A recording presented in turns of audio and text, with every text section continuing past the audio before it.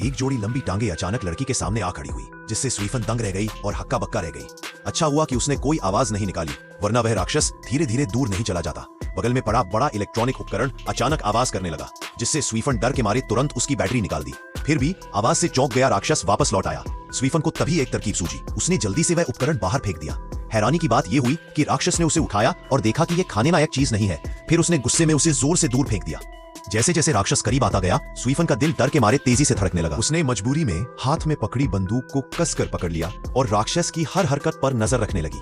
राक्षस ने अपनी लंबी और सफेद उंगलियां बढ़ाई और स्टील के दरवाजे को खोलने की कोशिश करने लगा। स्वीफन अब सहन नहीं कर पा रही थी। तभी पास ही से अचानक जोर जोर की हलचल सुनाई दी। आवाज सुनकर राक्षस तुरंत वहां चला गया। स्वीफन ने राहत की सांस ली। उसने कुछ ग्लो स्टिक्स बाहर फेंके ताकि खुद को रास्ता दिखा सके और अपनी टूटी टांग के साथ बाहर घिसकते हुए उस इलेक्ट्रॉनिक डिवाइस को लेने चली गई। जैसे ही उसने डिवाइस को उठाया, उसके पीछे से अजीब सी आवाज आई, जिससे उसके रोंगटे खड़े हो गए। उसने तुरंत ग्लो स्टिक्स चारों ओर फेंक दिए और रोशनी फैला दी।